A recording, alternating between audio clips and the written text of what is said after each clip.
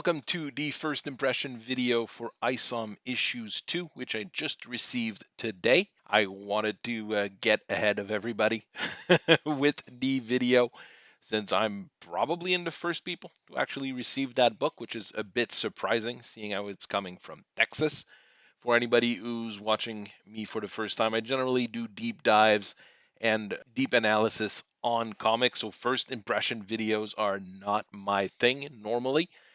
I'm going to use the format I generally use, or something close to the format I generally use for my reviews here, which is going to be shorter, and we're not going to get into spoilers outside of maybe one or two name drops, one or two things here and there, just because they're coming up in the comic and they're important for me to give my first impression with.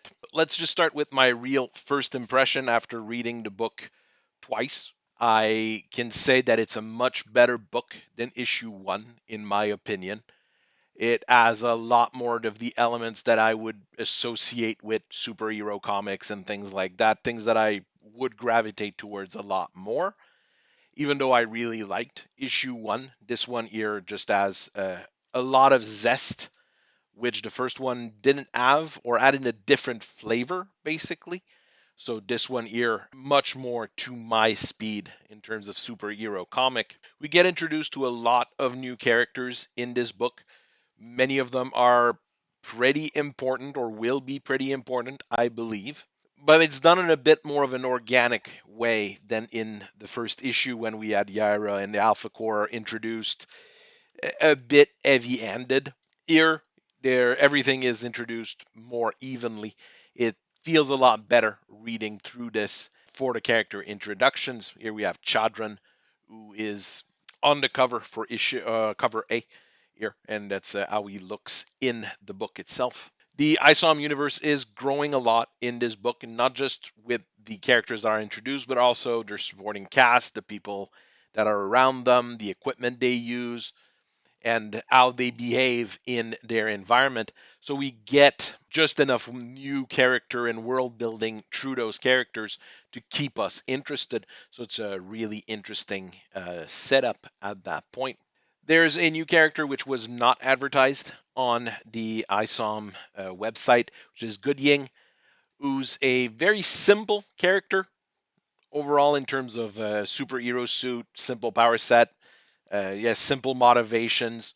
Everything about him basically reads simple, but yeah, seems to have a lot of depth and seems to be a fairly important character in the story overall.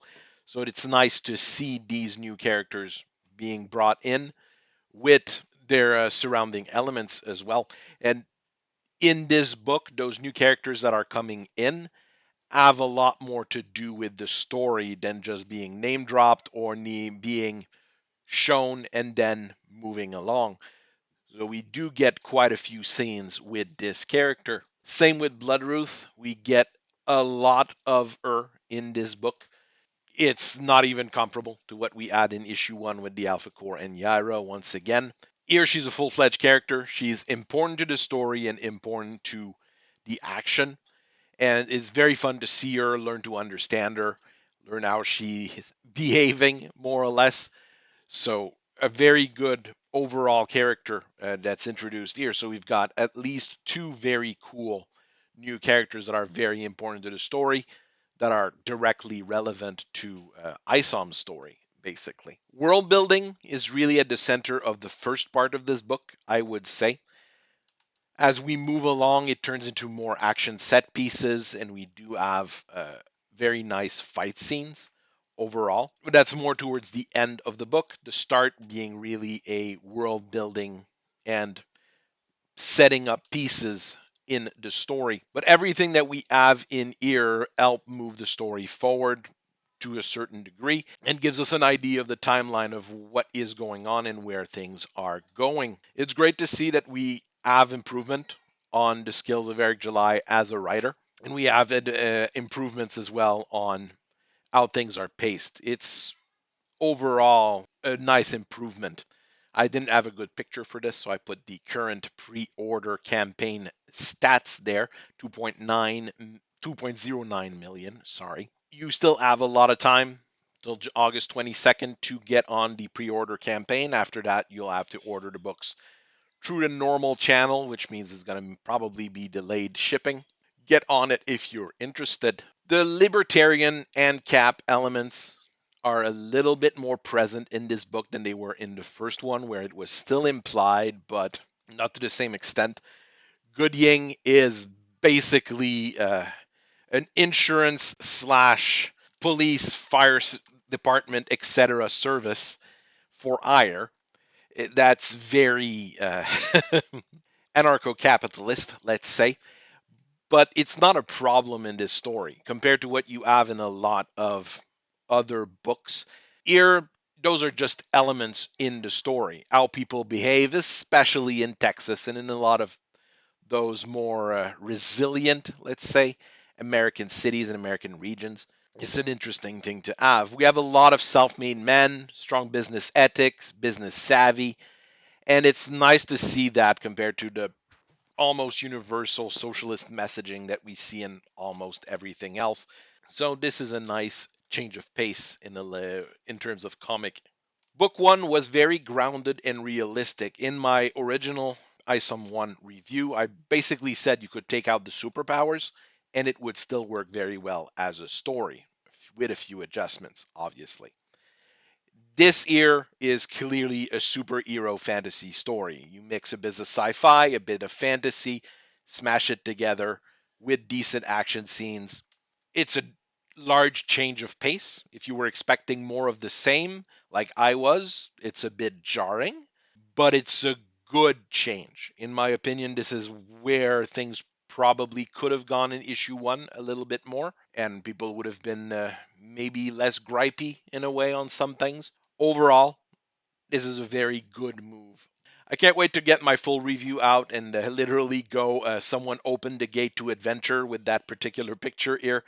Some of the symbolism and some of the ideas pushed here are a bit heavy-handed. Okay, it's not your super subtle.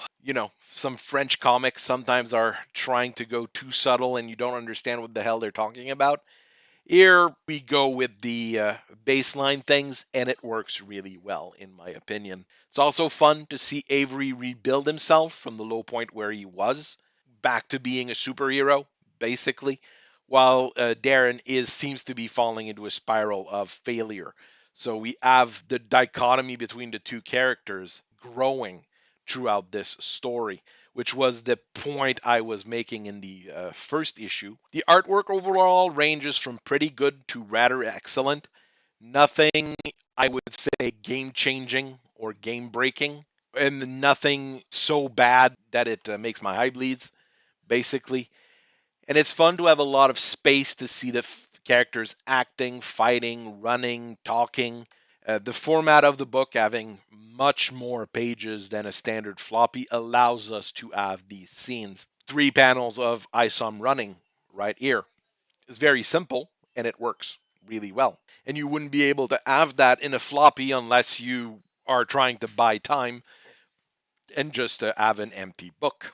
Some of the character poses are still a little bit weird at time. Looking at this one here always makes me wonder what's going on really here. We had the same kind of issue in the first book. Sometimes you had just things that just felt off. I think it's part of the artist's style more than full on issues. It's things that just doesn't jive with me, but might work perfectly well with other people. We don't get any weird face morphing. The proportions of all the characters are fine in all location. There's nothing completely out of place with the art. The monster design, because we actually have monsters in this one. We saw them on cover B and in some of the preview images. They're pretty good overall. Not the most imaginative style I've ever seen. They work for what they're supposed to be. Very efficient, let's say, as far as a monster goes.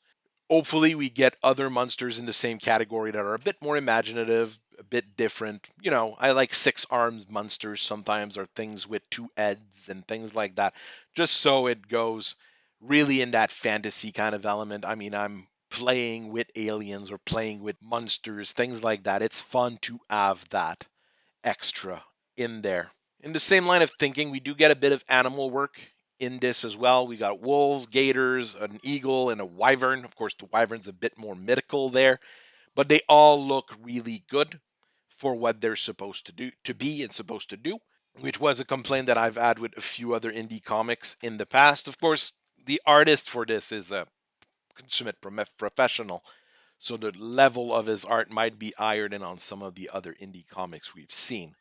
But still, it's good to see a good quality here. Got two gripes. One that will probably keep being brought up with Chadran, and one that's just a personal thing. Chadran in the book and the Chadran in the cover have a different number of fingers. The scene with Chadran, we clearly see that he has three fingers. It's the three knuckle shuffle. When you look at the cover A version of Chadran, he has a regular human hand. Is that catastrophic? No. Is that a big issue? Absolutely not. It's a cover, it's the inside work. It's different. Are we going to hear about it from every single detractor on Earth about 1,000,000 times? Yes. Yes, we will. Number two gripe, and that's the worst one, not enough Santwan. I want Santwan in my books. He is awesome. He is big. He is ugly. He looks mean. That's what I want. That's just a me thing. He doesn't look as scary and as massive in this book as well. Maybe it's just how the art decided to do it or how the angles are when we look at it. He also looks smarter than he is in the first book, which is probably a good thing as well. So hope we see Santwan again in future books.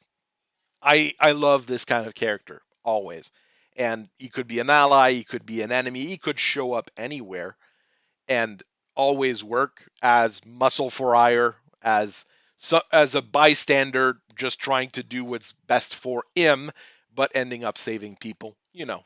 Those kinds of things. Paratext, so things that are around the book itself.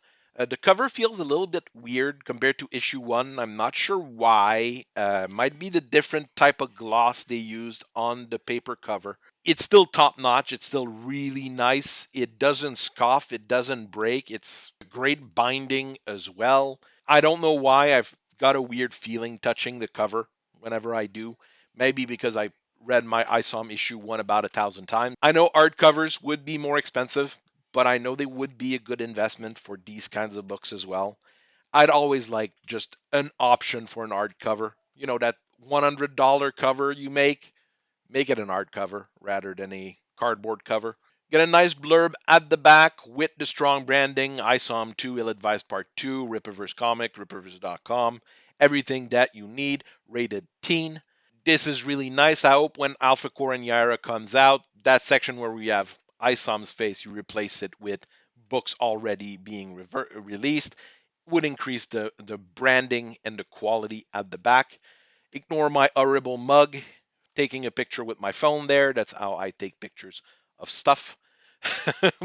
The gloss cover, whatever I did, whatever angle I took, and whatever lighting I used, my face was always coming up on it. Sorry. We get an upcoming from Rippaverse at the back as well, with Alpha Core and Yaira with some art bits on it.